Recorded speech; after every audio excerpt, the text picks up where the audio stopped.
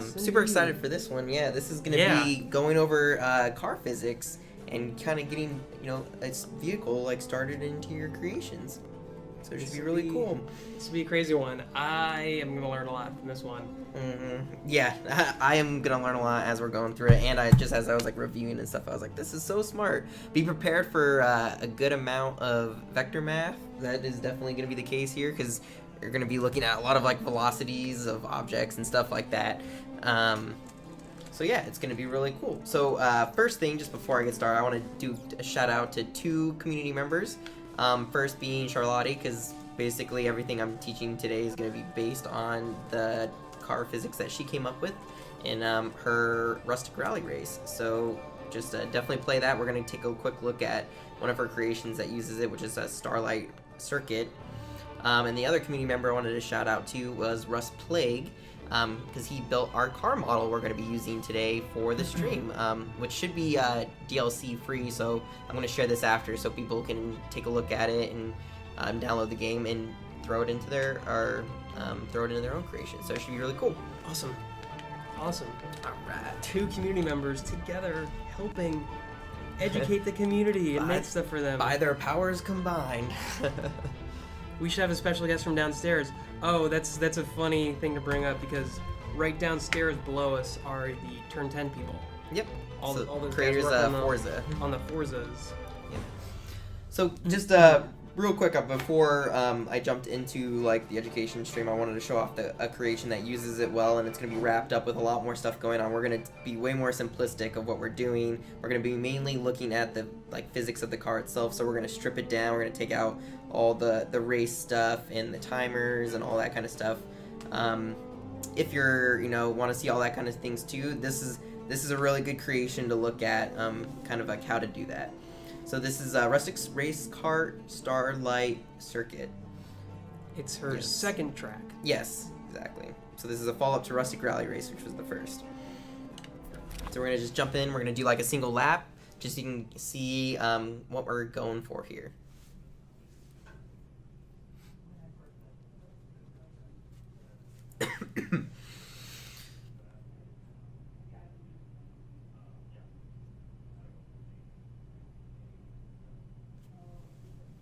And we're loading in here. Cool. Nice and slowly. I guess it's a big one. It's a bigger one, yeah. Charlotte Productions. Rustic Race Car Starlight Circuit. Cool. So controls, really simple, and we're going to be using the very similar thing. So it's going to be left stick, we're going to use to turn, A is going to be our right trigger to accelerate, B our left trigger to brake, and then X is reverse. So that'll be the same control scheme that we're going to use for our vehicle. Alright, here we go. So one thing you'll notice just immediately is how sticky and perfect it is on the ground, how the wheels rotate correctly to how fast you're going. Yeah. How it takes corners, how it correctly will orient itself to the terrain that's underneath it. That's kind of the biggest, I think, thing that is done really well here that other creations I see lack is how the car goes up and down and around the terrain. Yeah, definitely. And that's a plus. And then you'll even see, so anytime we do if we go on a jump here, you'll actually lose in-air control during that time period. So there's also a near terrain thing she's looking for, which helps it know basically if it's on the ground you can actually your tires are actually doing something or not. But there's a lot here that is really good in people who are building vehicles to try to emulate. So that's what we're going to be looking at today, is how this racer and this vehicle got put together. And that's Stig's digital cousin, which is really funny because she doesn't say that anywhere, but in Remix, that's the name of the goblin. Or is the goblin Stig or something. Oh, no way! Yeah. Oh, that's so awesome. One of her initial... There's an Easter egg. Yeah, one of her first creations was called Stig Stig something. Oh, I didn't know that. Oh, you didn't? No. Yeah, I didn't know about the oh, first yeah, one. she had original... Stig. Wait, maybe it wasn't Stig. I forget, but she had original level that was about a goblin of love. Then you have to go around and spread love around the world and shoot people with your love bow. Nice. That's very good. And it's like on Stig though. I don't remember the. Maybe it wasn't Stig. I don't know why I'm thinking Stig, but it was something. Awesome. It was Splug. Okay, it was Splug. Splug. There you go. Oh, I think okay. Splug. I remember that. That was a while ago. Cool. So that's what we're gonna be looking at. So let's jump into the world I have prepared here. This one we're going to be doing more of, as opposed to where we usually like do start from scratch and build it from the ground up. This is like more complicated, so it's going to be more kind of guided as we look at what's going on, and we're going to more talk through it as the code's like actually on screen, rather than watch me put things on and then have to debug it because I forgot a single code tile somewhere, which we end up doing every time. Okay, so let's go here. Continue car strip. Alright, so just a simple world. Let's take a little quick peek here. So this is the car that was assembled by Rust Plague. Ooh, that's using all the rooftops. Yep, Oh, that's so really the thatch, yeah, to get that. And the shield? Mm-hmm. Ah. And you got the windows for the headlights.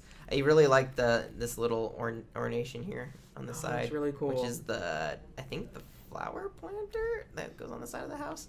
Can't remember. But yeah, so this is the vehicle that we're looking at today. A little bit more simplistic. We're not like having, so Charlotte has that really cool like exhaust that comes out of the back and all that. And we're not gonna do any of that kind of stuff because like adds even more complexity to what we're trying to do. Okay, so let's just jump into test here real quick.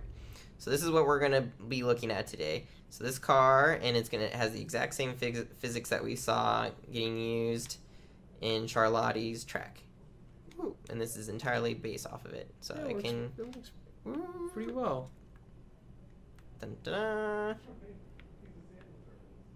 So yep, entirely based off of her thing, but we're using a new vehicle. We've kind of simplified it. Oh, it does not like trees very much. No, it doesn't. I was like, I'm gonna fill in the world, and I was like, as soon as I did that, I was like, I'm gonna like hit everything as I'm trying to drive around. But it's actually cool because you see it like bump up and down, and it feels like you're off-roading, and it's really cool. To the question being asked in chat, Yes. Xbox 360 indefinitely delayed for Project Spark. So I could just do that forever, but I'm not going to because we got to go look at how to build this thing. All right. So first thing is you have to think about like what type of vehicle you want to do. So, we're doing a simple car setup here, and I think a lot of people will do that. There is 3 main pieces of the car that you're actually like seeing. So you have the car body, which is this giant piece here, pretty much what you think of the art. And then you have 2 axles. So the front set of wheels, the front axle there, and you'll have the rear axle. But that's pretty much it. I took everything else off.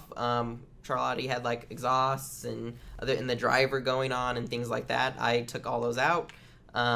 So I guess the first question I have is like, what do you need to make your car? As in like, what are the different pieces you need to be separate from other pieces to make your car work? Yeah, exactly. So this is like where at least those 3 would say the least that you need to keep separate. You don't want to have it like all glued in a single one, or else you won't be able to get the nice differences between them. But so all you really need is kind of the frame and Yep. the 2 axles? Yep. Like At the most simplistic form. Okay. Yeah. So like most simplistically, you want the entire frame of it, then the axle, which has the front 2 wheels, and the axle that has the back 2 wheels. Yep. And those all separate items that it looks like you have them attached to Exactly. the base. So my base of my car here is I just have this logic cube right here in the center, and it's just called car logic, and I have those set of 3 things attached, and you can see just the chains going between. There also is, I believe, you don't have to do this. Rust had it separated with the steering wheel. It was actually independent. I think that was if you wanted to add like some kind of steering and stuff. So, nice. I didn't go in and like add it where it would actually like go with how you're turning it, but you would be able to do that if you wanted to. So everything is rooted here on this central car logic cube, and that is exactly the brain that we're going to be looking at for the rest of the day. So that thing is attached. Even the like the base model is attached to the logic cube. Also. Exactly. Yep. Okay. Everything is on that guy. Okay. So you have this logic cube in the center, and everything you just attach to that logic cube. Cool. Yep. All right. Very cool. And one thing to be point out too is all of these brains on all of them are going to be empty because it's not very easy if we're having to jump between all the objects to look for the code. You know, if we can keep it centralized and keep it in one place, it's going to be a lot easier to follow.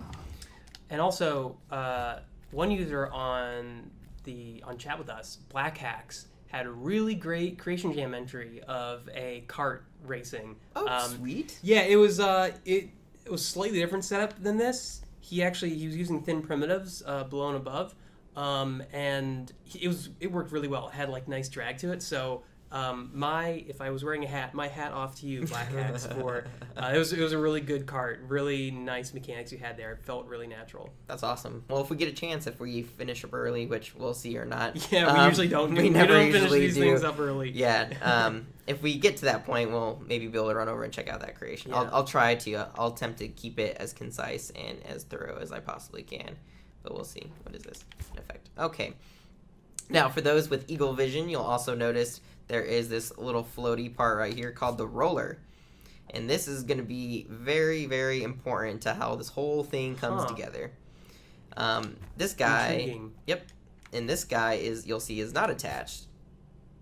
But he is going to be very critical to the positioning of our car and how our car moves around. So one thing I'm going to do is kind of lift off the veil on the car right now. So let's look at it in motion again, but let's turn just these guys on. And you should be able, the roller should be visible at this point, so you can kind of see what's happening here. Okay, so Logic Cube is there. Now, if you look there, there is the roller pitted underneath our car. Oh. And that guy is who's actually driving us around.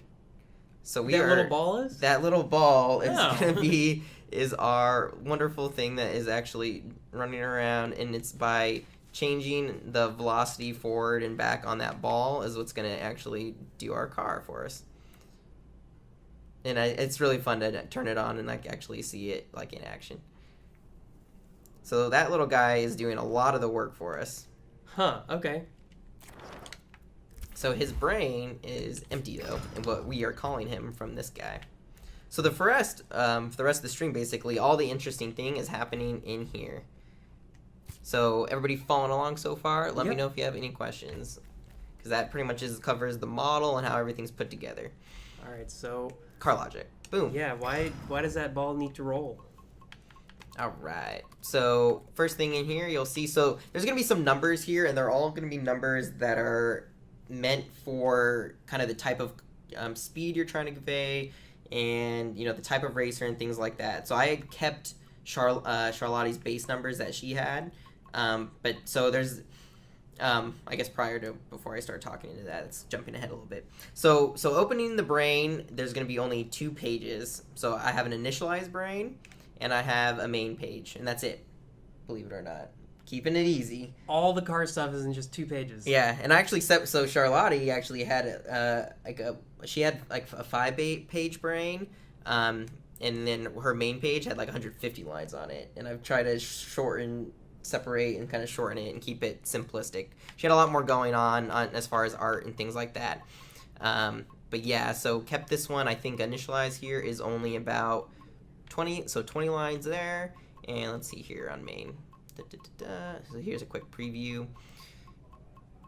So we're looking at about 60 lines on main. Okay. I read through all that. No need to do the rest of this tutorial. All right, there we go. We're done. Let's go look at that creation jam entry. So loading up the brain here, you're going to start with an initialize, and that is going to basically only run for a single frame of the game, and it's going to set up some values for us right off the bat. So what I was starting when I jumped the gun and was talking about, so there's 2 values here, max acceleration and max deceleration, and that's basically saying how fast or slow you want your car to go in those particular directions. We have them at 0.75 and 0.6. You can set these to whatever you want. It just is whatever's going to feel good. These are some of the easiest things that you can just go in and manipulate really fast.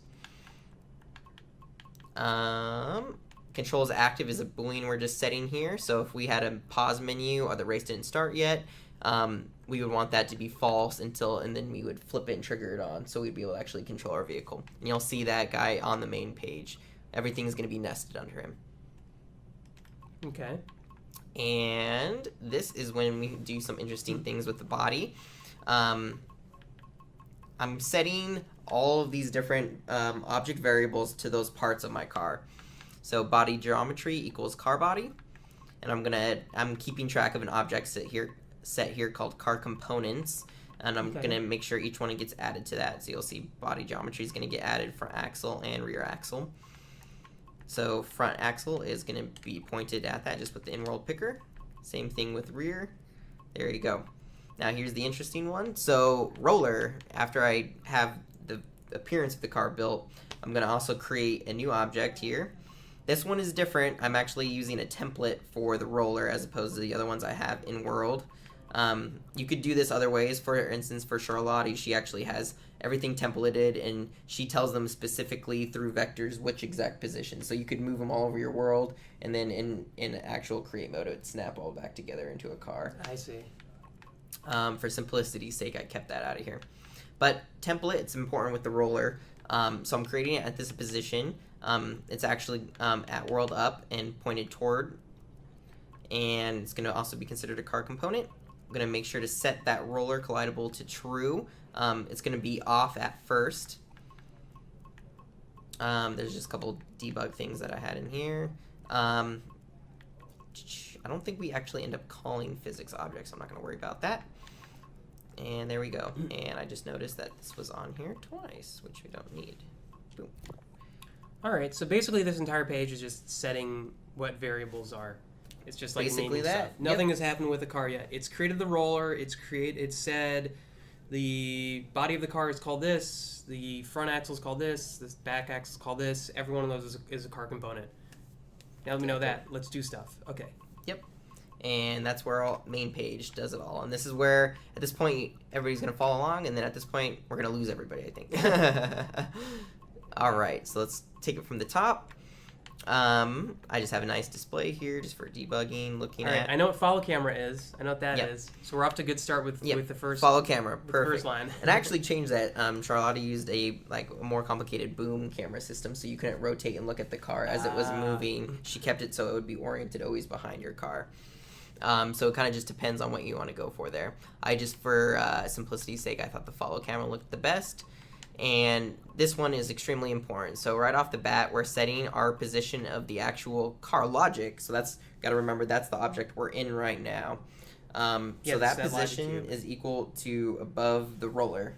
So that little ball that's flying around on the bottom, that's actually like the position of our car. That's what's setting it right here. So our position is always going to be above that roller. So extremely important right here. And now is when we get into really fun vector math. And I'm sure everybody won't be able to follow it, but try to ask questions. Hopefully I can explain it halfway decent. Some of it is pretty complicated. So we're setting a new vector variable here called horizontal, and that's equal to the cross product of world up and forward.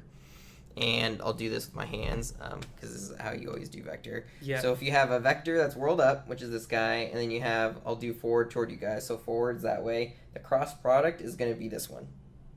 So it's going to be the one that's perpendicular across all of them. And that's also obvious with like the way it is. It's the horizontal, right? So once you create that vector, you're going to actually be able to use it now, which we do in the very next line. I do agree. Math is a lot of fun, Ascad. So here you have tilt, which we're doing a number variable. So tilt is the whole is the number, which is the entire reason that the bouncing around on the train looks so good is by this tilt variable. So that's the whole purpose of this as we're trying to find this. Okay. So the tilt number variable here is the angle between right of me, which is the logic cube, and that horizontal. So we're basically looking at the difference between my right and that horizontal. And obviously, as what happens is as the we'll look up here. So So I guess as that changes, you're basically that number, right, is always going to change. So we want to know that difference.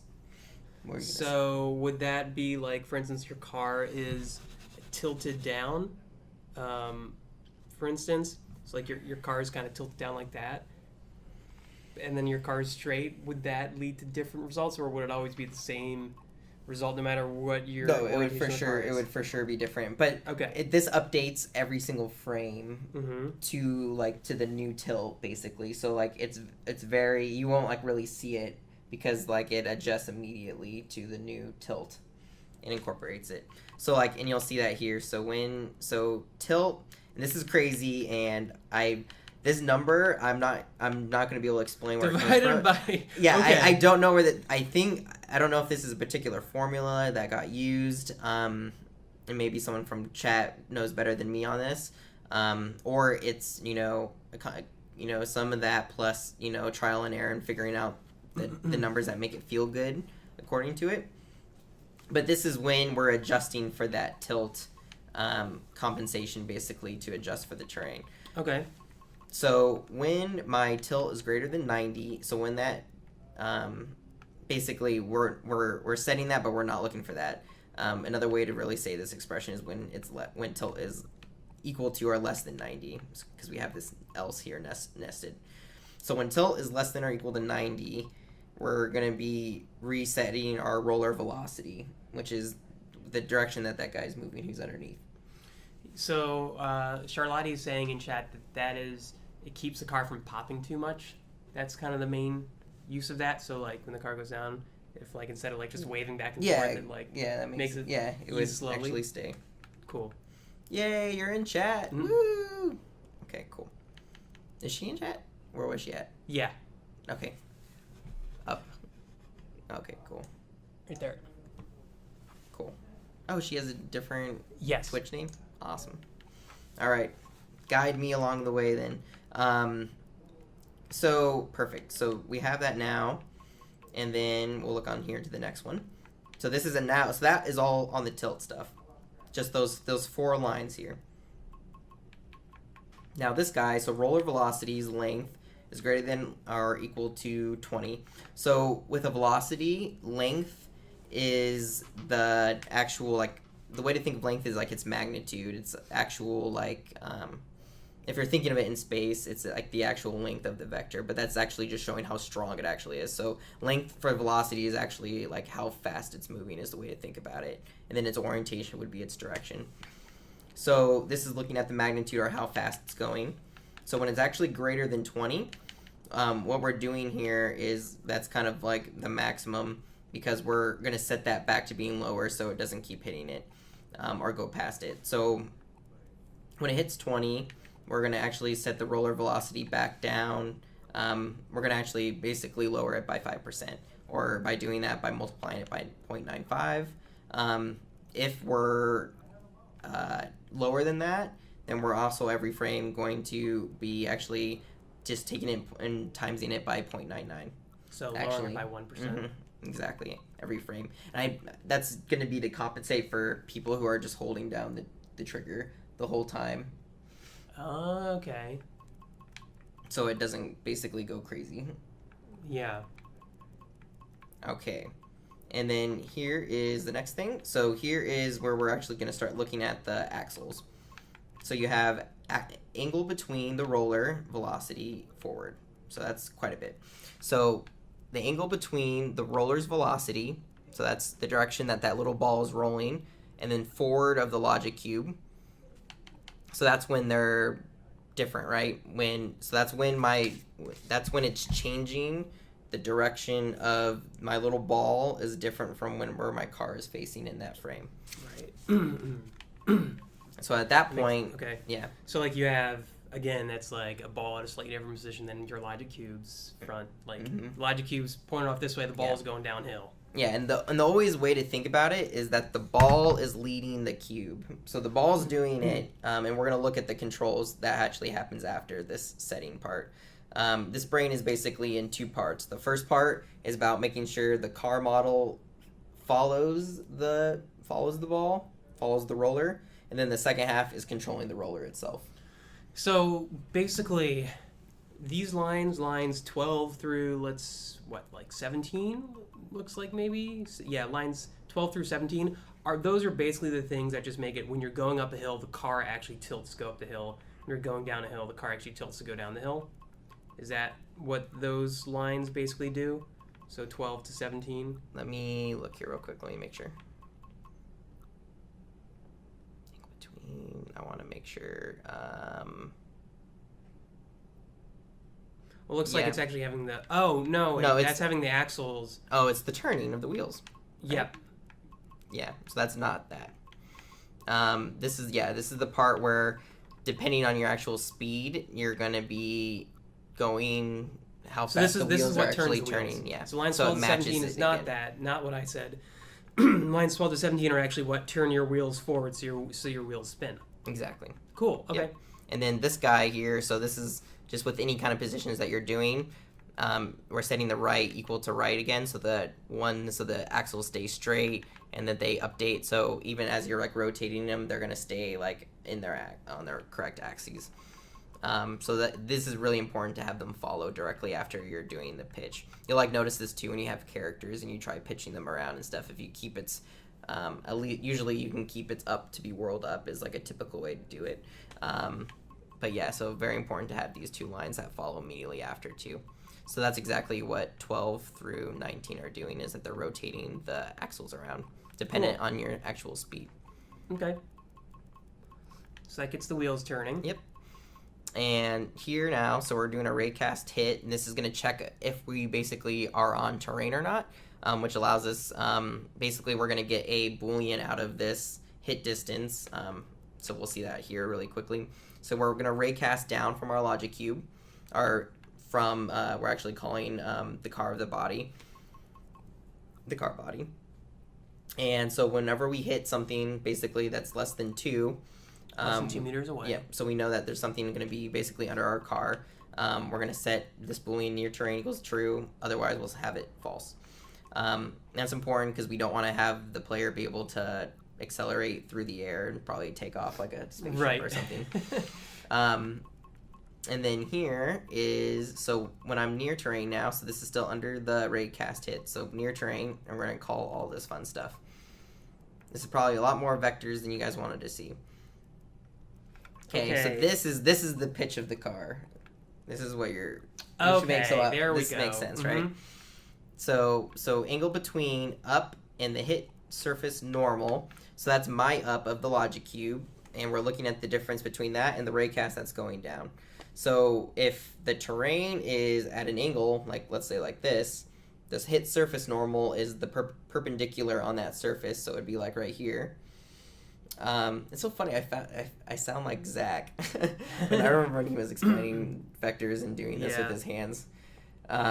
So you have the hit surface normal, and you have up, and so we're looking at the angle between those two guys. So when that is less than the roller velocity length divided by 4. Now to get to that conclusion, so this guy, I already explained that the roller velocity length is like the magnitude of basically it's your speed in the direction of your speed, and we're going to divide that by 4. So to use that, and then let's see, I want to make sure I'm saying this right. And up ends up, okay, up equals, and that sets. So this line here is setting your up of your car to match the angle of the terrain. So this is like what makes you like look nice as you curve around.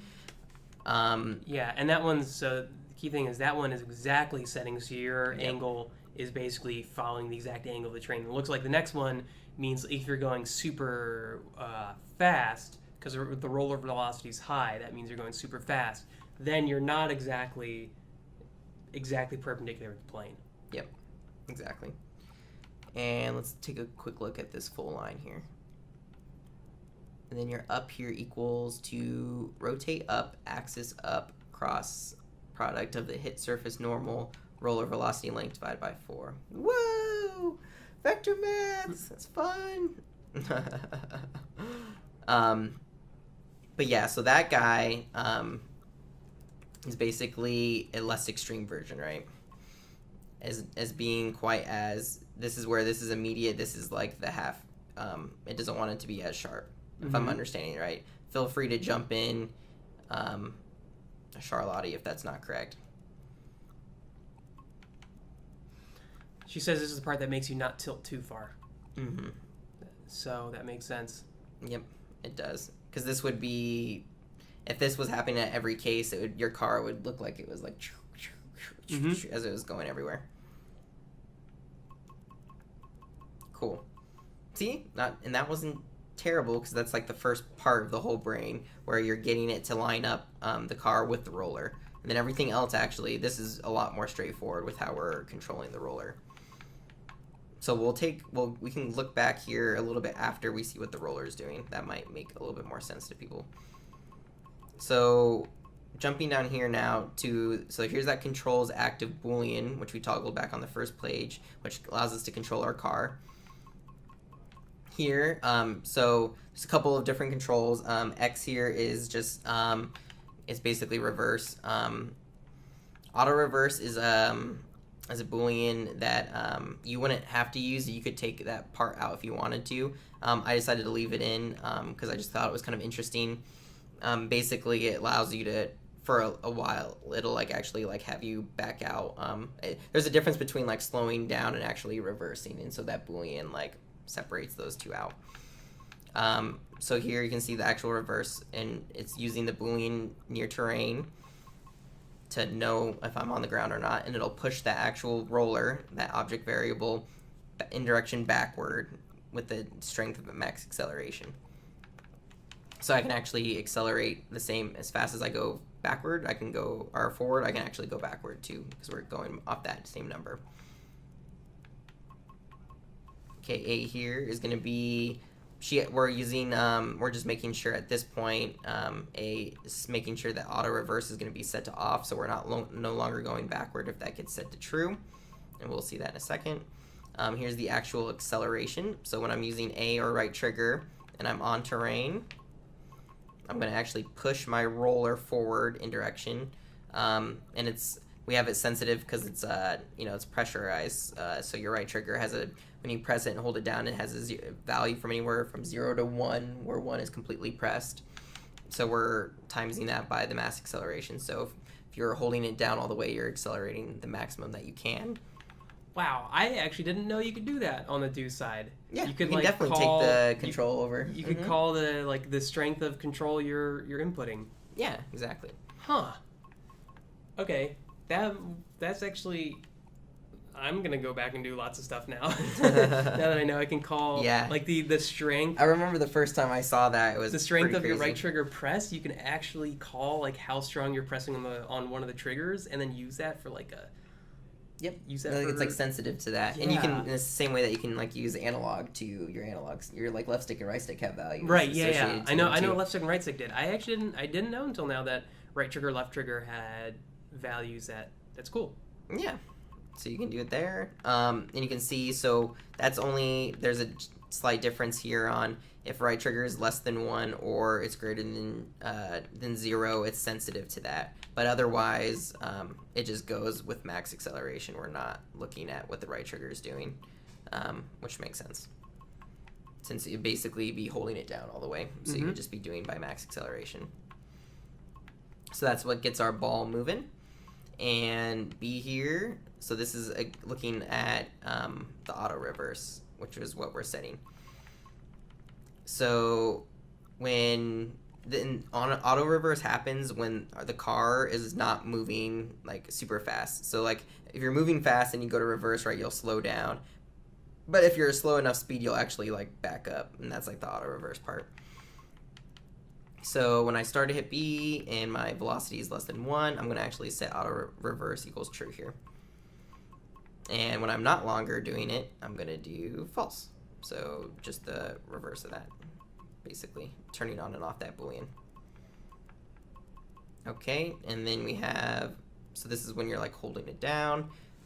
So B or left trigger and you're near terrain, we're going to be, this is when our auto reverse is off.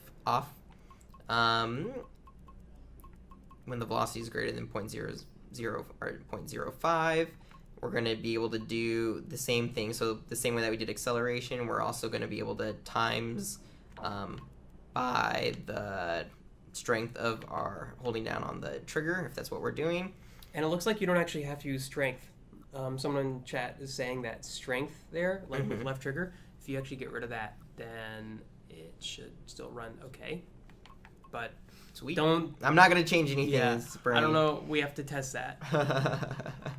I get worried. That's why this going through this today, I was like, building this from scratch, it would be like a 2-hour ordeal as we try to debug it. Since we're already 2/3 of the way in. Oh, okay. That's the strength. Never mind. You're using push, so it's the strength of the push. Yeah. Rather than just move. Yeah. Okay. And a really important part here, and I didn't mention this to just clarify too. The reason that this other line has to exist right here too, that's not sensitive to left trigger and is an else on this, is because you can actually toggle it with like B too, right? So it's important. So this gives you more control, but if you're still using B, it has to understand it. So that's why there's this else here. Yep, that isn't based on the left trigger. And same thing for acceleration. That's A or right trigger. They're telling us, don't change it. Don't change it.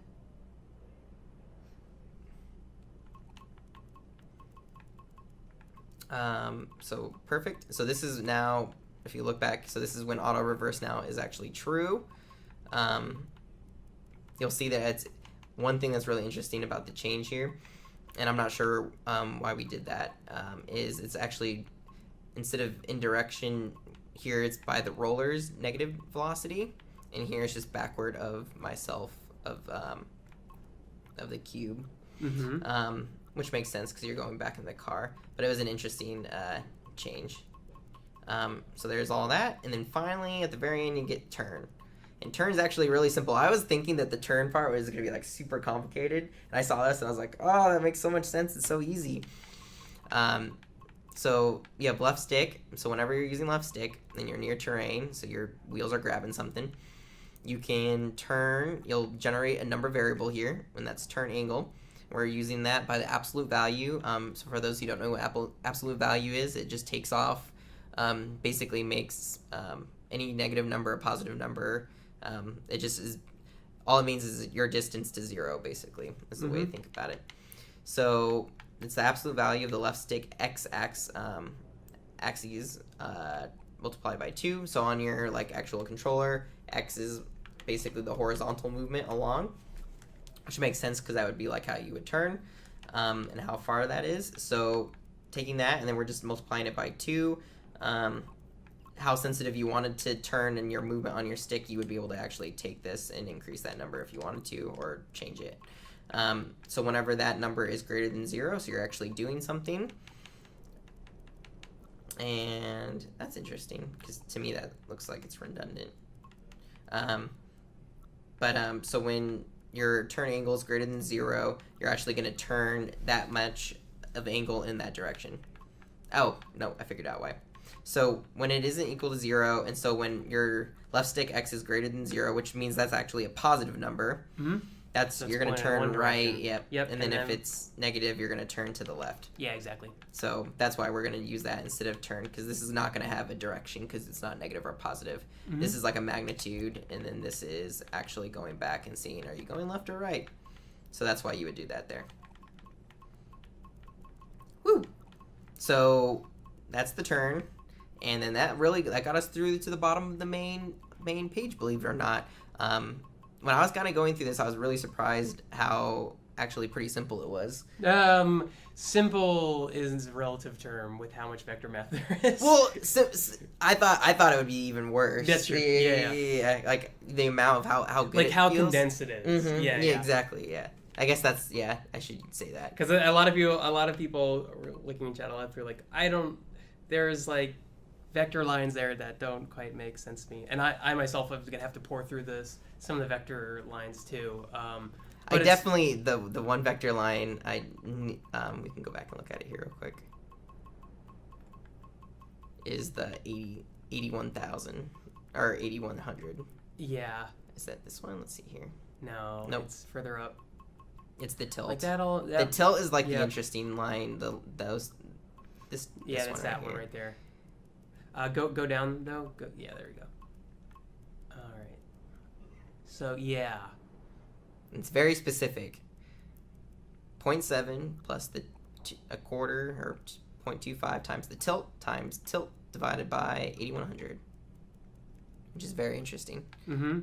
That's the black magic line. Mm-hmm. That's the line that without it, everything will break. And it's projected onto. Yeah. Let's see. Let's test this here. I want to see what happens. And Just this is actually what we're doing is actually a really great way for you to learn too. Mm-hmm. If you ever get code like that's really complex from someone, and you don't quite know how it works, just look at everything they're doing and just start ignoring stuff and see what happens. Yep. See what changes, because that's like the first way to like understand what's going on is like it's basically finding out the repro steps. Yeah, exactly. So just start ignoring some lines and see what that breaks or what doesn't work as well, and that just helps you dissect and understand. Oh, okay, so this line of code is making this thing do that. So it's how I always used to figure out how things are being done. This is going in and ignoring stuff out. Yeah, exactly. Yeah, it's a good way. So you can notice here. So the car is like totally functional, except when you sink it into the pond. Except then.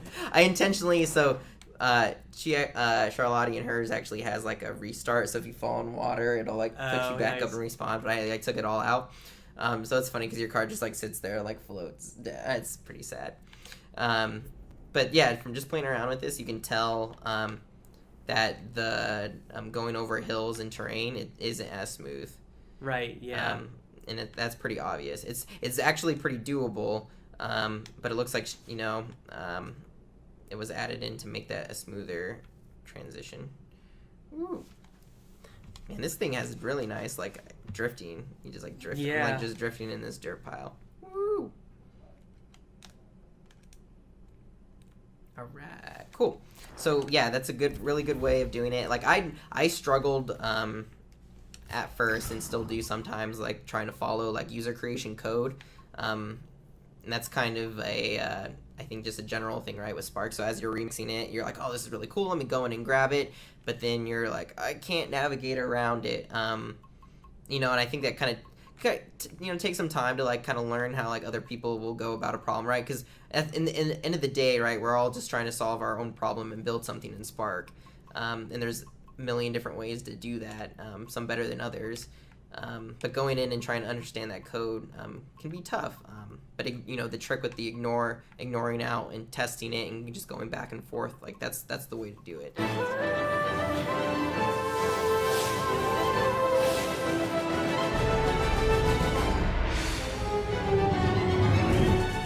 Create your game as you play? Any Spark can do it. Spark, activate the portals.